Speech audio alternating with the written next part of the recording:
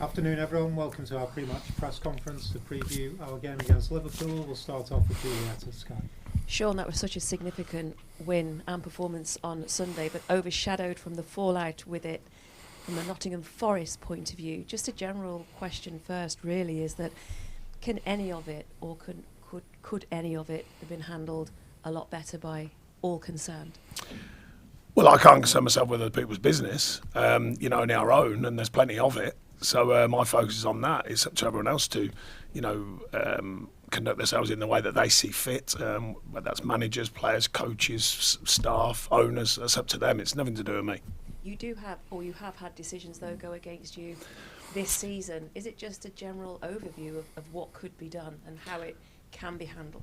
No, I think the idea, taking the Forest situation, I think the idea of VAR was to tidy up as many decisions as possible. Statistically, it's shown that it is doing. I've always spoken about how we could streamline it and the like, fast track it if you like, because I think we all. There's certain instances in games which are quicker than others. I think, even to the naked eye, we can all see it, and it seems to take a long time. We had an offside earlier this season that was, seemed to take about 3 minutes.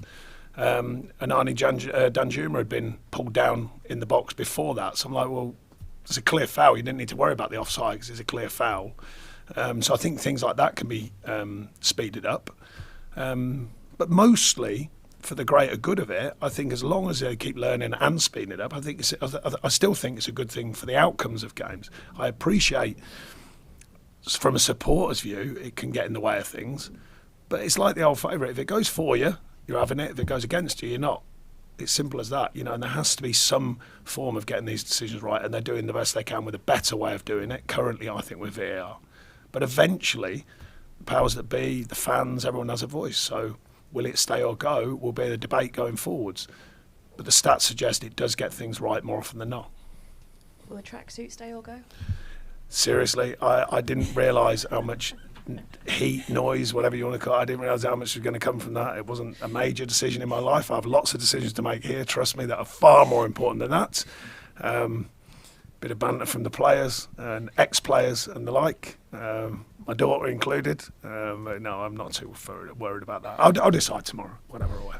And talking of tomorrow, it does sound strange thinking this, but this is actually your first home Merseyside derby. It feels like you've been here for quite some time with it does to me, trust me. Is it something you're looking forward to then? Yeah, of course. The away game's different because obviously the feel in the stadium. Home game, I'm well aware of all the records that people keep telling me and all the rest of it. I'm looking forward to the game, but it's a game, I think derbies are the game of the people from where they live. I didn't grow up here, so I won't have that depth of understanding. What I do understand is how important it is to be Everton's manager, that's for sure, in all games, and particularly this one for the obvious reason.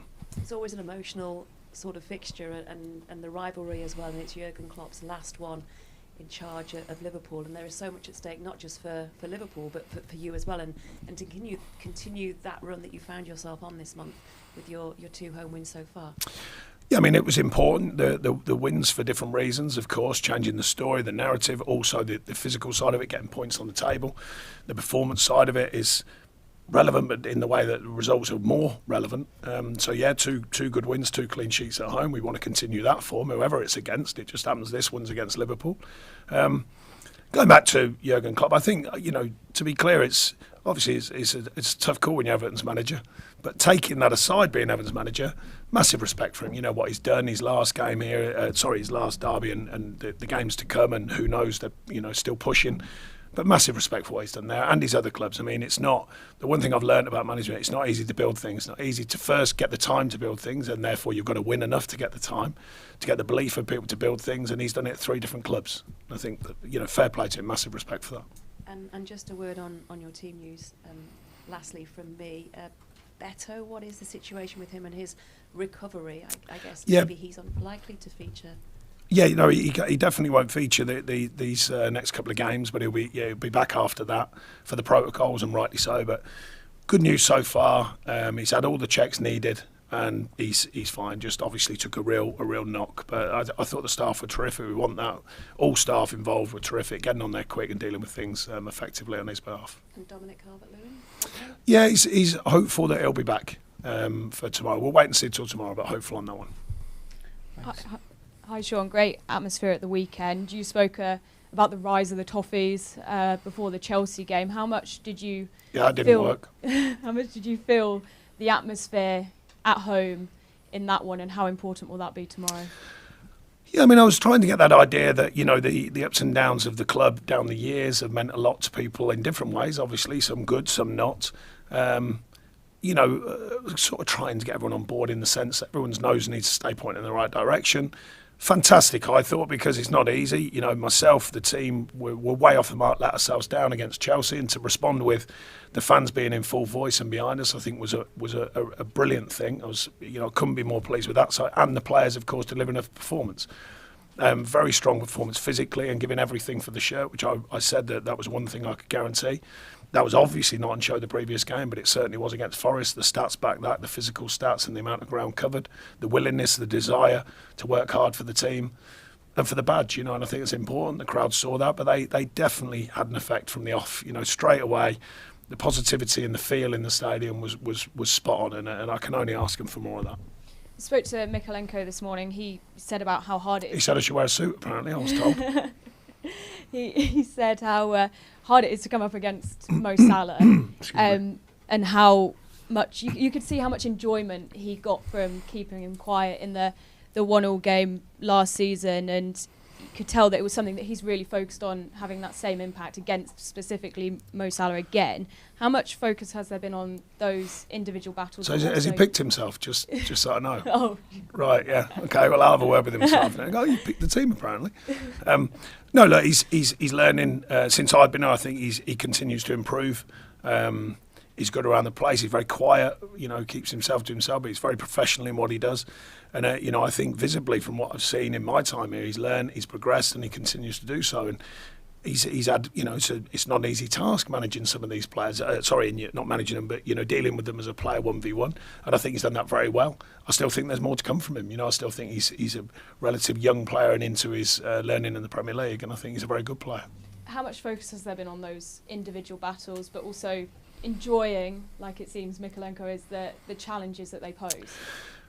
Well, I think all of the players, on a football pitch, old-fashioned terms, but win your headers, win your tackles, win your races. That used to be a big thing when I was playing, and it's still kind of there, really. That's just your own individual moment in a game when you're dealing with whoever you're playing against.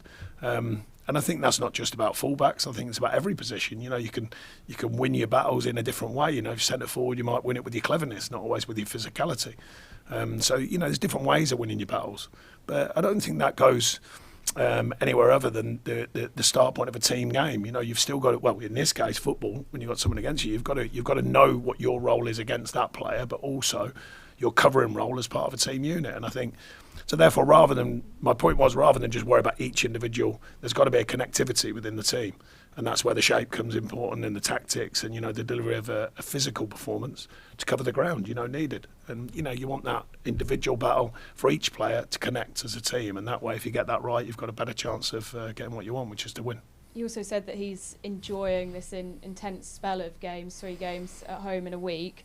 Is that a feeling shared by yourself and the rest of the squad?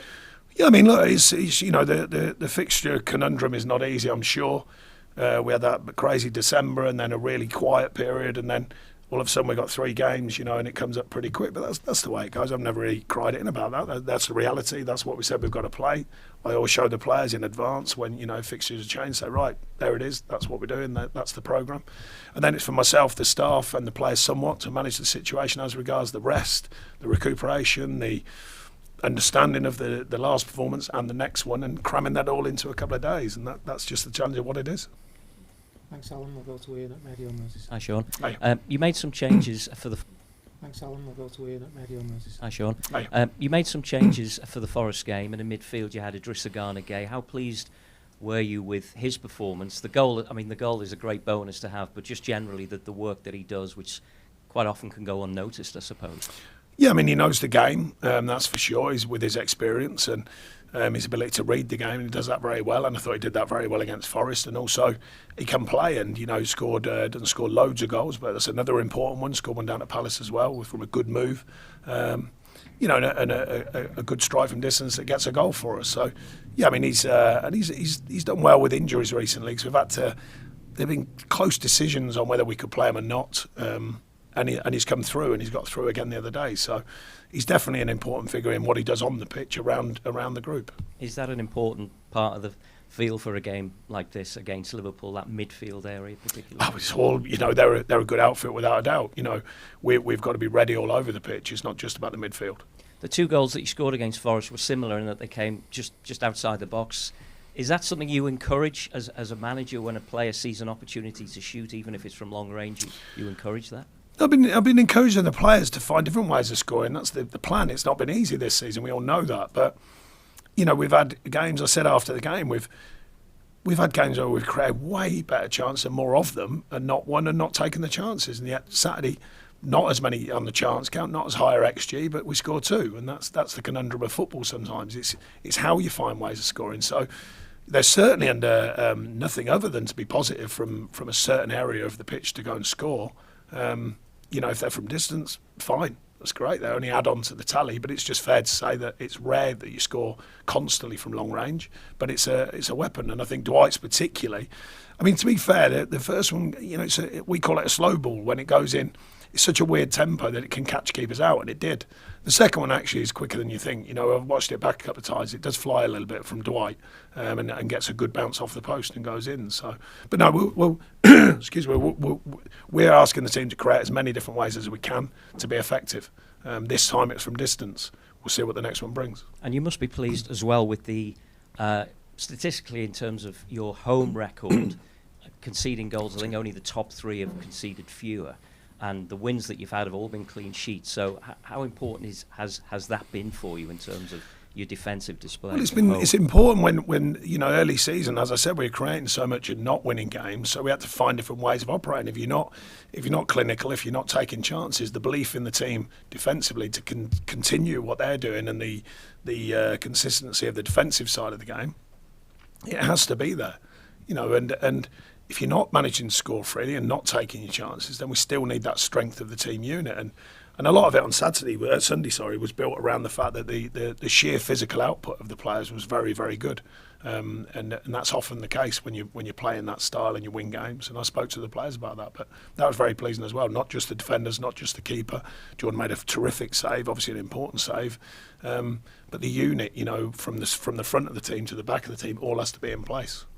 And you mentioned Jurgen earlier. You've had a few battles over the years against him. You've beaten him a couple of times as well. So what is the key? What have you got to do really well? Well, you've got to play well. You've got to play well, and you've got to deliver your side of the game. You've got to deal with theirs, because they can operate in different ways. They've shown that, and the effective unit they have, and they're still right in there now.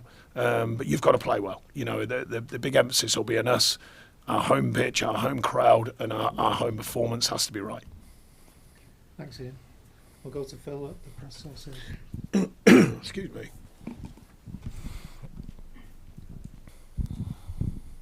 Cheers. I just wanted to check on one more player. Seamus Coleman didn't make the squad at the Oh, yeah, it's a fair one. He won't make the game. He's recovering. He's back on the grass, but he won't make it for tomorrow.